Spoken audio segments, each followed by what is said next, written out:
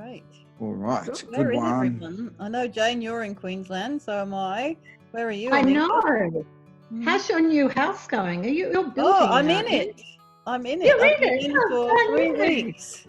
Yes. Oh, how wonderful. Congrats. Sort of Enjoy. in order.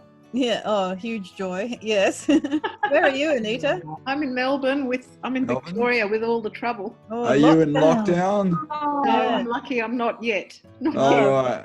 I And I'm moved in from Sydney. Melbourne almost a year ago, so All Well, right. probably timely the then. warmer weather Yeah. and less virus. Uh, How about you, Andrew? Where are you? I'm in Sydney. I'm born in Okay. Melbourne, but yeah, live in Sydney. We've been doing soccer. I've got 3 kids, and it's been soccer runs all weekend. So it's just been crazy. I literally got home 10 minutes ago. I went through Yeah. that. I've been panicking. Try and get this ready for you guys. Okay. All right. Well, why don't we kick things off and see how we go? Is that all right? Hi, everyone. My name is Andrew Hood. I'm an author of a book called The Man Who Corrupted Heaven. And I have the pleasure today of speaking with 3 wonderful Australian authors. I have Anita Selzer, who is the author of I Am Woman. And I have Lorraine Pastel, who is the author of A Life Singular. And Jane Ireland, who is the author of Emoji. Welcome, everybody. Thank you for joining the call. Thanks for Andrew. having us all. Yeah, Thanks, no Andrew. problem. And we're right across Australia. I think we have Lorraine and Jane in Queensland. We have Anita in Melbourne, and me in Sydney. So I think we've got we've got the what have we got? The eastern states covered anyway. We'll have to get some more from the I'll introduce why and what I just said to you guys before we started here. But when I was first working on becoming a writer, I didn't know any writers. So it was really hard for somebody who's trying to learn about the writing process, who doesn't know people that they can ask questions to. So what I thought was, this would be a really good, for writers to get together and just have a chat and talk about how they do their process. I'm sure we're all different in the way we do things. I'm really interested to hear how you guys, all do your work and what's behind the books that you've written too. So we might kick things off. The first question I've got for you, and maybe we'll start with you, Lorraine. When did you first realize you wanted to be a writer?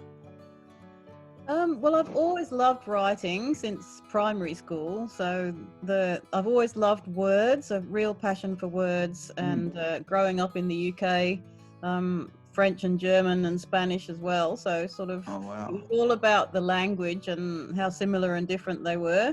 And so I'd never really thought of myself as a fiction writer. I've had, my entire family is riddled with depression and anxiety and other mental disorders. And I started writing as therapy. And people used to tell me I should write my life story because so much has happened to me, most of which I would not like to write down, to be honest. But so I decided instead of that, I would write a fictional story that dealt with the sorts of topics that I was going through. Right. It sort of came from there. So Fantastic. Wow.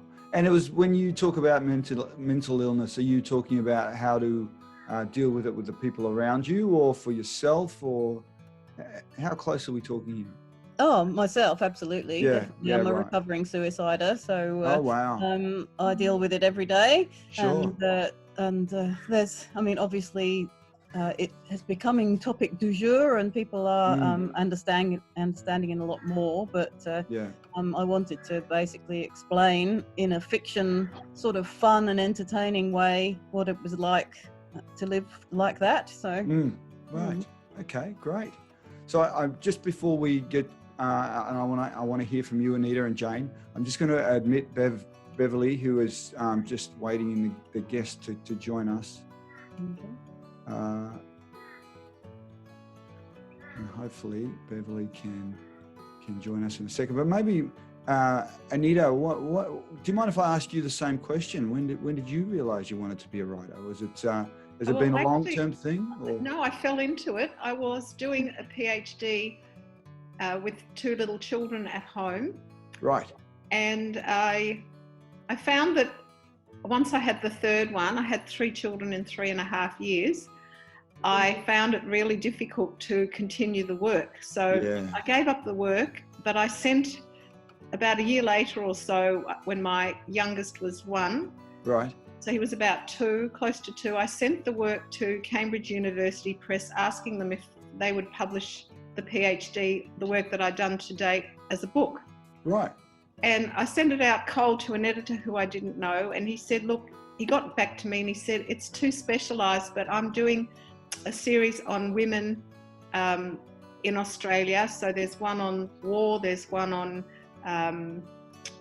the 1960s, and there were a whole other lot of books in that series, and he wanted someone to do one on education, which was my background. Right. So he asked me, would I consider doing one for him? So I asked him what he wanted, and he said, well, you go away and write me a proposal and I'll have a look at it and we'll go from there. So for 6 months I was reading and researching, and I wrote a proposal, sent it back, and then he said yes, he loved it and I could be part of that group, and I started writing in That's that way. fantastic. So From your PhD, that's great. I fell in. Well, I didn't finish the PhD then, but when I was in my 50s, I went back and I did Okay. it again, and I got it. Fantastic. Well So- done.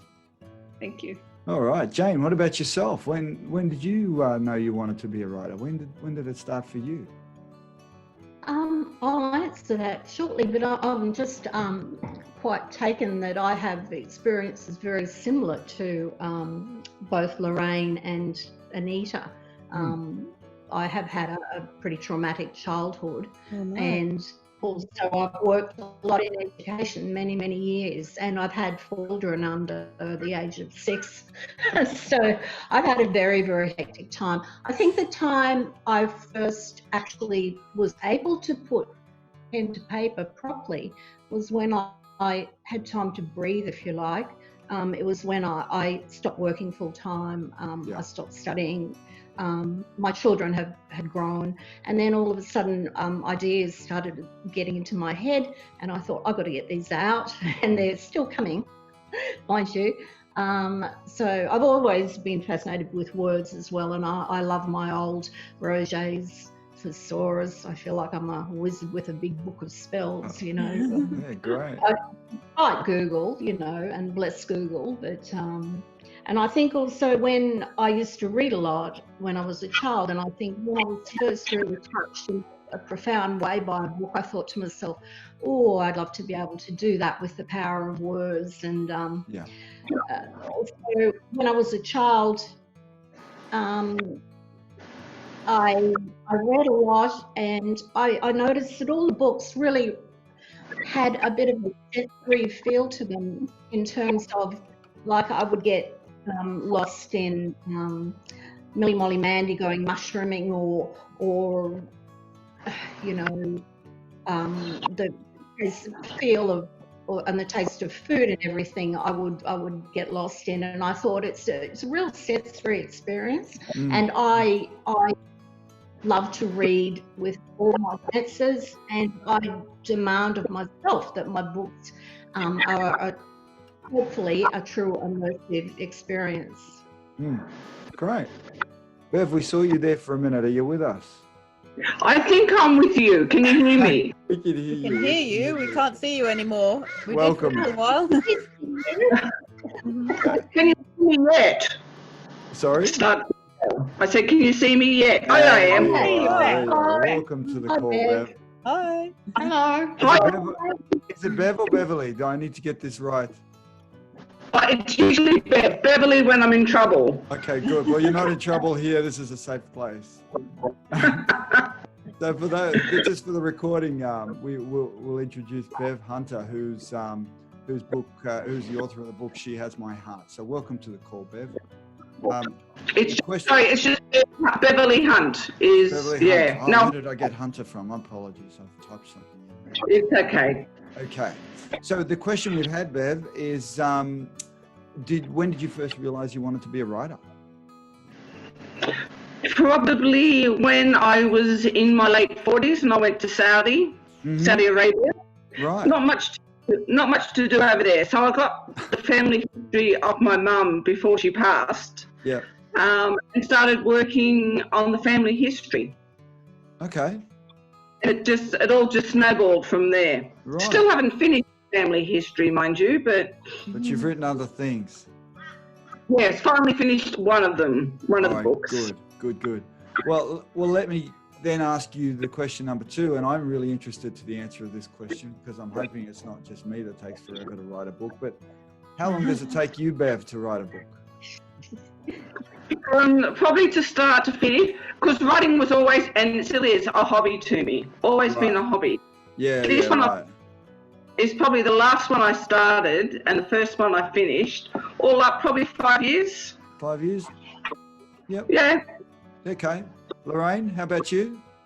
Well, because I'm writing what was 7 books, it's literally a story that's been with me since I was in my early teens, and I'm now Okay. 58. So that's kind of how long it's taken me to write them all. So with a lot of gaps in between. But once I got serious, I was aiming to turn out a book a year.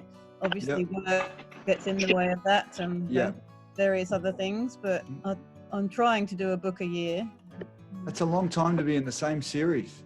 Yes, it's my life's work. But they become your family, right? The characters in these books. So Absolutely, okay, yes. And I've so- got to kill one off at the end, so that's going to Oh. be very interesting Oh, as to no. how I deal with that. So What do they say? No tears in the writer, no tears in the reader, or some great saying. something like that, yeah. I'm terrible at that. I cry all the time. Which is quite, What was that, Bev? which is quite interesting, because in my book I've got a death scene, and I've read it hundreds and hundreds of times, like the sex scenes. Oh yeah, got bored with this, but the death scene still brings a tear to my eye. Yeah, wow. Yeah, for sure. That's great because you're feeling the emotion that you've written. So it's great. Absolutely. How about you, Jane? How long to write a book, Jane? Well, I thought I'd finished my first book after 4 years, but it was very convoluted, shall we say. And after having a really good look at it and having advice from beta readers and editors, I realised I had 2 books in there. Mhm. So Okay. for 2 years, I have been preparing this first book, which I've now released. I've got a second book. It's a 2-part series, and I'm nearly finished that one, sort of becoming a little bit bigger than the first one. Oh, fantastic. Yeah, so a fair while. Yeah, good. I'm a bit of a pantser and I'm a bit of a plotter, and I Yep. think I'm like a, what do you call it, a pants plotter. Something in the middle. How about you? found it- Yeah. Sorry, Jane? No, I was just going to say I'm determined for my third book to get it done a lot quicker, and I think I will now. And I use Scrivener too, which helps me with organisation. Okay. I want to get onto that pantser plotter thing, but first I want to hear from Anita. How long does it take you, Anita, to write a book? The most recent book took me 9 months. Right. I Am Woman. I write non-fiction, so it's a lot of reading and thinking and Yeah. coming up with something. Normally, the other books took me about 12 months, but I Am Sasha, which is the story of my father Mhm. surviving World War II as a teenage girl, Right. took me longer because I had to create I had to fictionalize scenes in it, although the story's true. And I wrote it in my grandmother's voice telling the story because she had the idea to save his life by turning him into a girl. Right. And then I was advised to rewrite it in the boy's voice, which took me 4 months or 5 months to rewrite, with him as a teenager telling the story. Right. And it's being taught in some schools now, and it's been recommended in Holocaust studies, which Fascinating. the Congratulations. Victorian government's trying to get into all schools now. Wonderful. So Really, yeah, it was very emotional. That journey was very emotional because I felt I was in the war, living the war with my nana and my dad. And Yeah, was I there bet you with did. them. So it was really pushing my buttons, the emotional side. Yeah, Mm. for sure. For sure. So, I mean, let's get onto that plotter and pantser thing, because I'm thinking, Anita, for you, given that it's non-fiction, you probably have to know exactly where you're going with the book. You probably map things out in advance, or do you let the process guide you a little? I do a lot of reading, and then I sort of write while I read. Yep. To kickstart things, and I have to find a new angle for. So the next book I want to look at is on beauty. So there's been quite a lot written on beauty. So I'm looking for something new and fresh. A new angle. I'm sort of, finding that sort of place at the moment. But there's a lot to read and write and think about and discuss, because it's a very big topic. Yep. So, yeah. Okay, great. What about you, Bev? Do you know where you're going before you start? Have you got the whole thing mapped out, or do you need to go by the seat of your pants? I fly by the seat of my pants, both in my life and in writing. Because I've never had I hated English at school. It's more of a maths person. So I've just plodded along, and then I've just come across, I wrote a couple of scenes for a straight erotic writer in like a lesbian version. Right. And then I wasn't going to do anything with it. And a friend of mine says, well, you've got to do something with it. So I got it off Twitterverse and made a story out of all of this. And it's just, what it flows, I just write and then tidy it all up afterwards. No flow, no rhyme, no reason. Yep. Good. Lorraine, how about you? Like Jane, a bit of both, I think. I've actually written the very end of the final book, and I sort of write and get deeper and deeper and deeper. So I've got the outline of the whole thing, but having said that, after a period of writing, I sort of go back to it after a couple of days and think, wow, where did that come from? I don't even remember writing it. So it's sort of, you get into a zone and it flows, and you sort of almost don't recognize yourself. So yeah, great. I thought that was just me, that I would sit back and look at things and I'd think, where the hell did that come from? So I'm glad I'm not the only one. No, definitely not. And sometimes my characters take me in a direction that I definitely don't expect to be taken. Yeah, for sure. You're finding I don't think you can map everything out from the beginning to the end. I think you have to feel your way through it as well. Yeah, I think it might be a bit too predictable if you did that. So I do too. I think that would take a lot of joy out of the whole experience, really, if you knew exactly what was coming when. I like to be led by the characters, and our muses and were leaders. For you, Jane, given that you're already in a universe of a series, because I found that in my first book in my series, I could just fly by the seat of my pants. But then as I went into the second and third books, I'd already had this framework that I had to work within. So I had to then think about, how am I going to write within this world? So you see that as well? Yes, absolutely. And I also struggle a little because wondering exactly how much to put in that second book of the first book, because my second book starts the day after the first book. Oh, okay. So we've got same characters and everything. So, knowing how much or how little I have to put in about what has happened, that's a bit of a challenge for me. So I would like to hear from readers who have maybe read the first book and those who have not read the first book. I want them both to be standalone. Jane,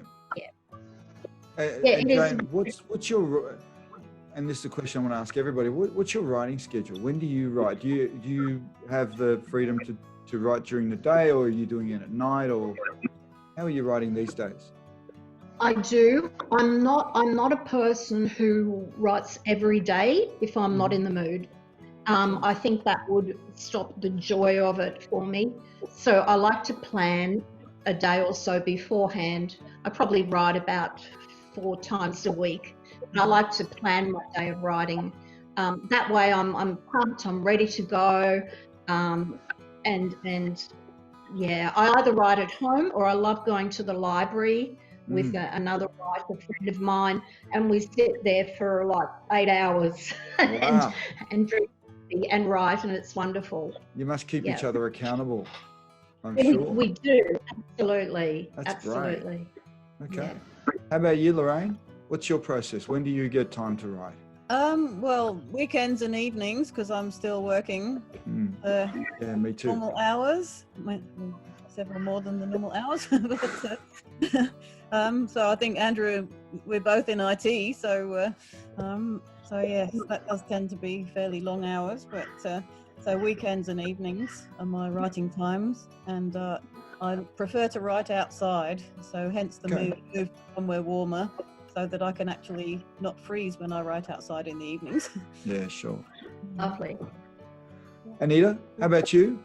I'm an early riser, so I'm either reading or writing at 5 in the morning. Wow. And my writing schedule works around my family commitments, so I don't have a set schedule for the week. Right. So I fit it in when I can do it. When you can. Yeah, and I think that's writing, isn't it? You just fit it in when you can, unless you have, that demand for the next book. It needs to be here in 6 months, and you're a full-time writer, and you can just, treat it like a business. I think a lot of writers have to just find time around family. Yeah. How about you, Bev? When do you do your writing, your best work? My best work is always in the morning, but unfortunately, I did a lot of my writing when I lived in London. So that's hence why this book is set in London. Yep. And I used to write for 4 or 5 hours a day. And as we all know, you get into a really weird headspace. I've been back almost 2 years now, and I had this crazy idea now to start my own business so I could get other people it's an aged care business, home care. So that then I can get other people to work for me, so then I won't feel guilty when I want to write, and I have to write when I want to write. Sure. So this year has been a bit messy, trying to get things done, but generally of a morning, I work better of a morning. Afternoons, I think the brain gets tired. Yeah. Yeah, I do a lot. It's funny, I agree with you, but for some reason, I do most of my writing at about 11 o'clock at night. So 11 o'clock till 12 o'clock. And that, I don't go to bed till quite late, but I find that my brain has been able to deal with the whole day and sort of half switch off. I like that post-switch off brain sometimes. Yeah. But I'd love to be able to be like, some of you guys like Anita and get up at 5 a.m. I'd love to be able to do that. Yeah. My brain doesn't work that way. After at 11 o'clock at night, when you finish your writing, can you switch off and go to sleep, or do you have to, Andrew, or you have to? It goes back to what you said wind down earlier, after Jane. that? And you said before, I just need to get things out of my brain. I find if I do get the things out of my brain, I can actually sleep. Whereas if I don't, I can't sleep. Right. So I like that process. And maybe sometimes I'll just read a page or two of whatever author I'm reading at the time, just to clear the head to stop the dialogue, I guess, of the book. But I think it's great.